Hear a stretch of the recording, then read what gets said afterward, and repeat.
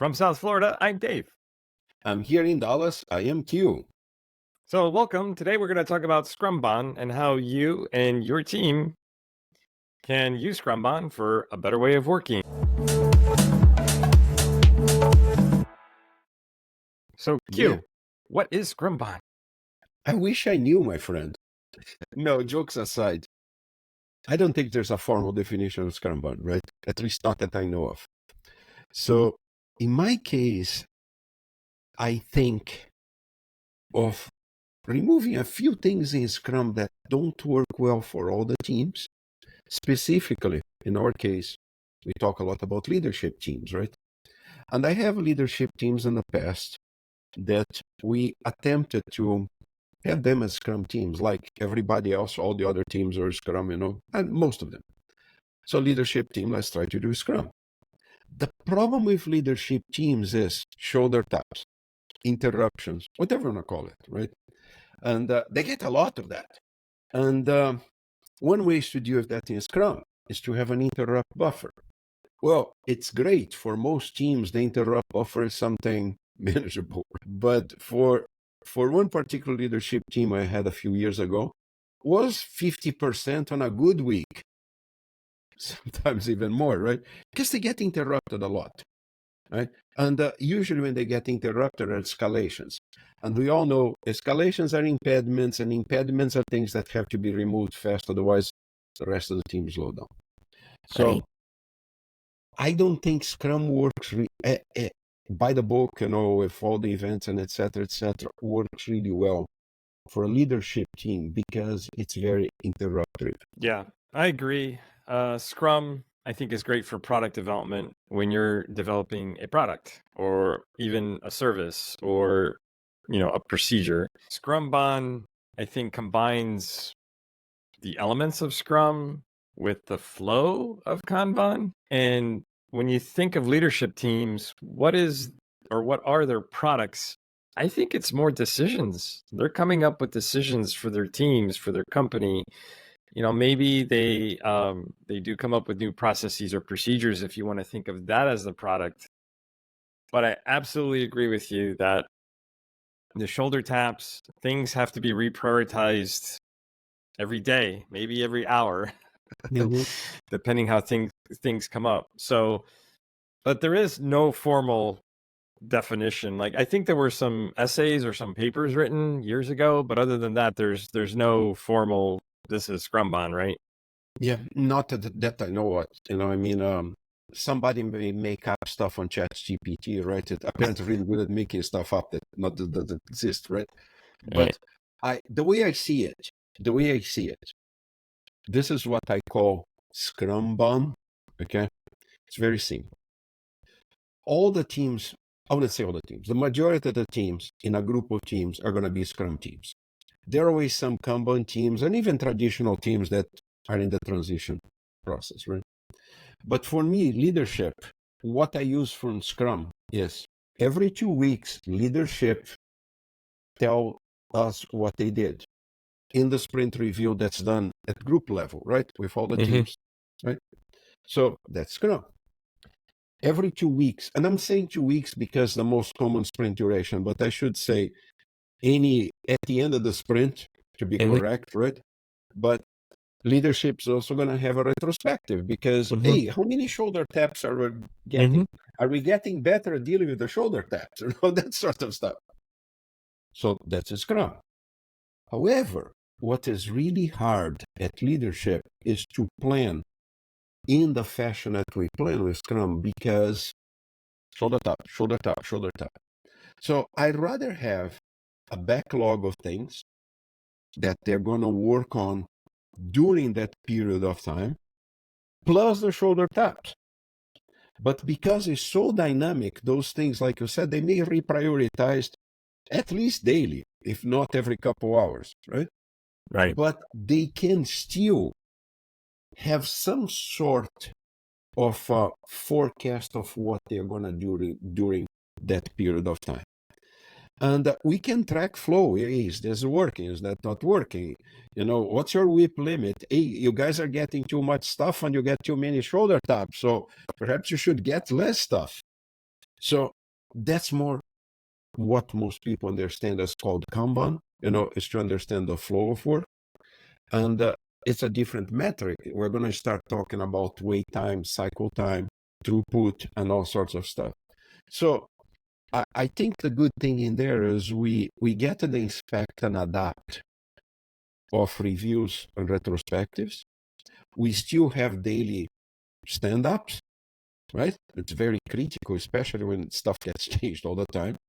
And we're very good at reprioritizing and using things like wait time and cycle time.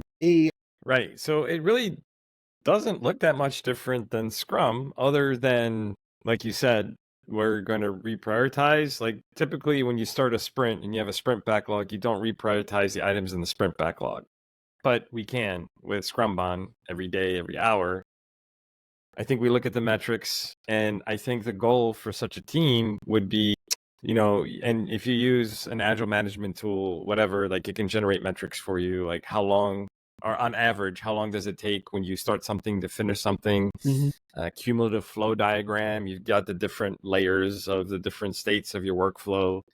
You can set up your workflow in a custom way, which I guess you can do in Scrum, but it's probably more important for a leadership team using Scrumban is there's going to be a lot more tasks.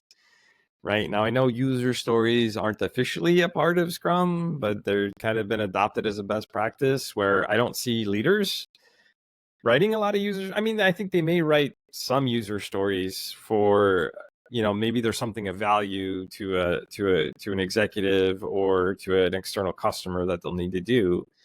Most of their backlog is going to be tasks. Hey, we got to fight this fire. Hey, we got to go talk to, chief executive officer or whatever, right? And we need to prepare for the meeting. And so those would be more task like items in their backlog. But in the end, what we're doing is, we've talked about this before on these recordings, is this idea of visualizing the work, right? When you get everything on a board, whether it's physical or digital, everybody can take a step back. It really helps with alignment. So just that alone for a leadership team, especially a cross-functional leadership team, would gain a whole lot of benefit, because now they can see like where the bottlenecks are, how much work they have to do, start asking questions. Do we really need to do this? Can we just eliminate it right now?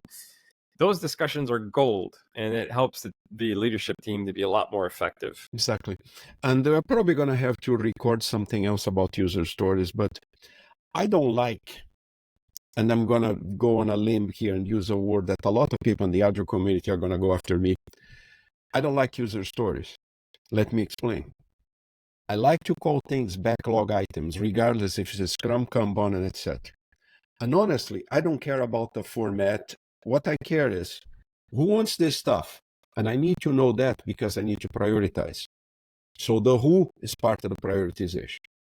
What do they want? That's also part of the prioritization. What they want may take a week to get done, may take a year to get done. That's part of the prioritization, right? And why they want it? Well, that's the business case, right? Because that's also part of the prioritization. So I don't really care what people call it.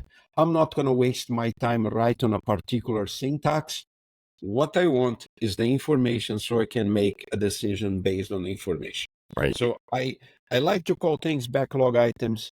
User stories, yeah, I probably should put on the same category as story points, because I think it's misused, abused. And I say a lot of people spending time writing on a particular syntax. I don't care. What I want to know is who wants it, what they want, and why. Why is then it I can important? then I can make a decision. Okay. Yeah. But we'll talk more about user stories on a different podcast episode. Yeah, and I agree. We should look at job stories, and you can combine job stories and user stories. My eyes have been open lately on not everything has to be a user story, and especially for leaders, because sometimes you just need to get stuff done. Who's going to take point on this? Who's going to do that? And if you're using an agile management tool, you can collect the notes in real time and keep everybody up to date. Yeah. So there is no space in a business that's self-sustainable, aka profitable, for zealots. Okay, we don't favor in particular framework over another particular framework. What we do is we use the right approach to maximize outcome. If Scrum does that, great. If Kanban does that, great. I don't care what I use. I may actually use a mix of things. What we have to use is whatever gives us the maximum outcome with the minimum output. Let's not be zealots, because then we start to get blind. And when we're blind, we miss opportunities. Scrum works for you, great. Kanban works for you, great.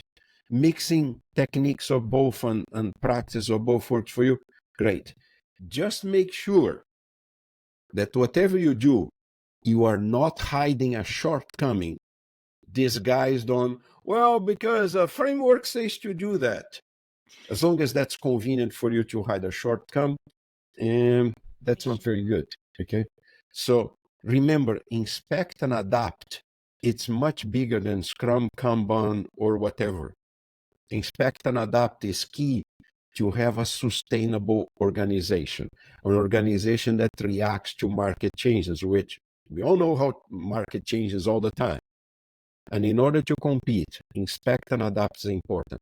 What tools, what practices, what principles, that's up to you.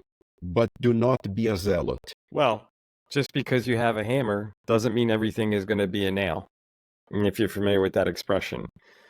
And also, what are the principles, right? So the principles of Agile, there's 12 principles, there's 4 values. And I think we're starting to see this more across the industry, where these traditional Agile frameworks or, that have come out there, companies start with that, but then they really develop their own because they have a culture. Maybe they have values, maybe they have principles they want to incorporate. And, companies are going to develop their own scaling framework, whatever you want to call it, that works for that organization, different culture, right? So that's where it's great to use something to get started, but like as you're saying, inspect and adapt.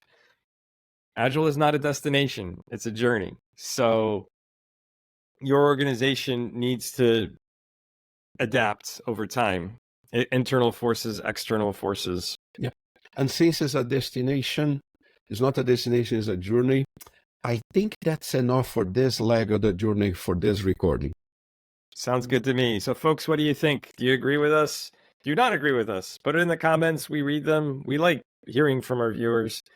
Thanks so much, and we'll see you next time. Take care.